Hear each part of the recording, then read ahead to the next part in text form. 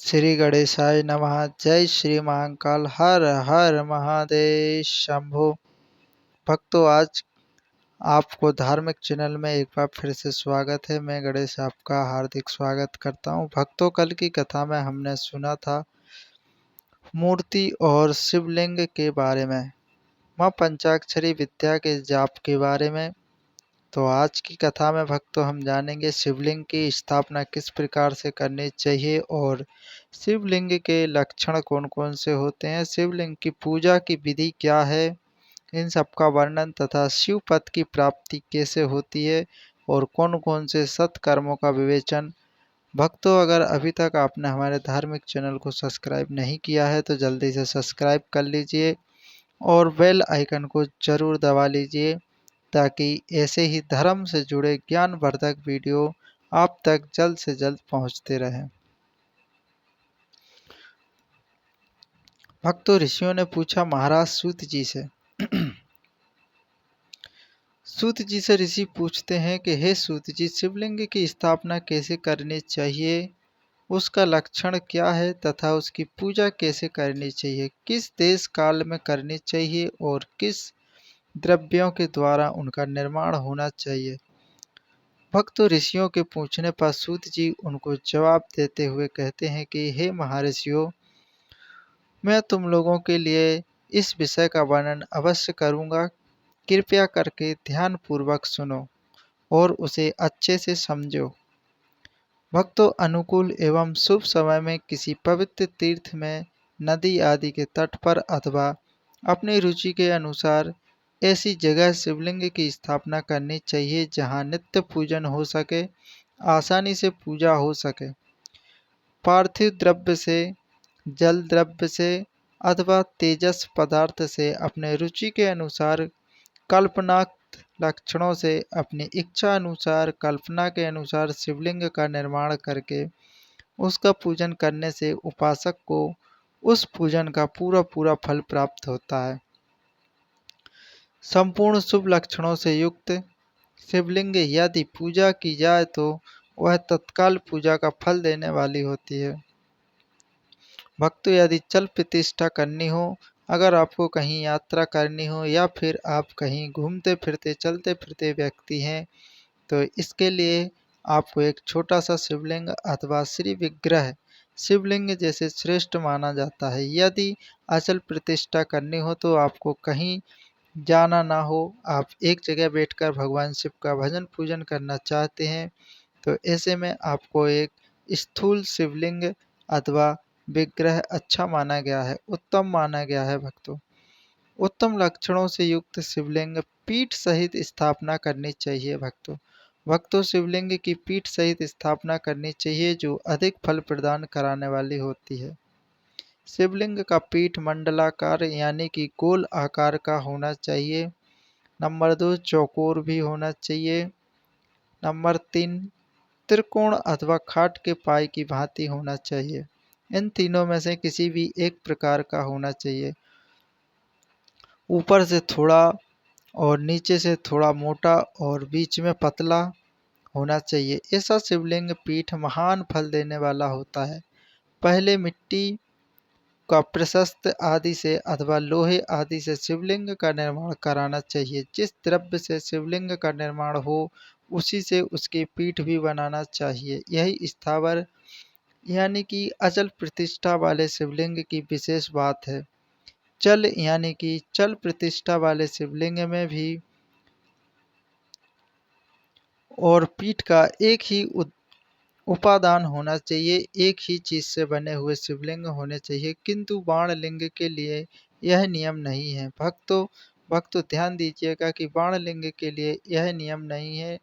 लिंग की लंबाई निर्माणकर्ता के या फिर स्थापना करने वाले यजमान के 12 अंगुल के बराबर होनी चाहिए।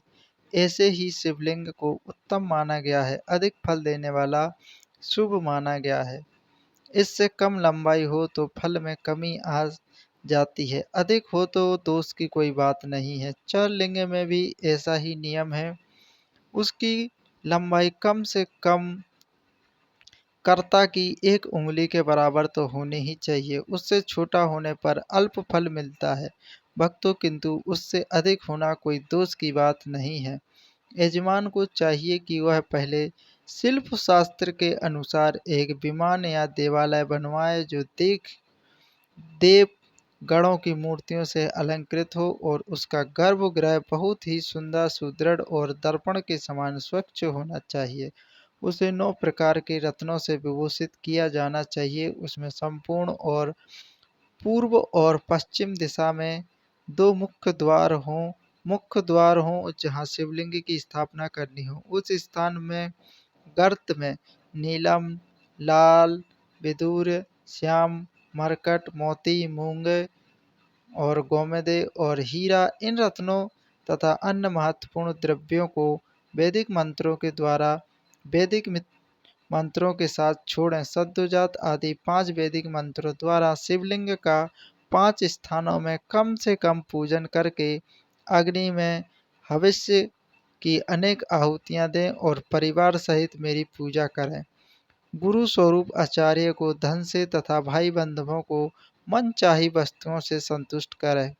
याचक को जड़ यानी कि स्वर्ण ग्रह एवं भू संपत्ति तथा चेतन वैभव आदि प्रदान करें। भक्तों, इसमें जड़ बार बोलें तो स्वर्ण ग्रह एवं भू संपत्ति, चेतन का अर्थ है जीवित वस्तुएं, उनका दान करें, जैसे कि गौ माता हो गई।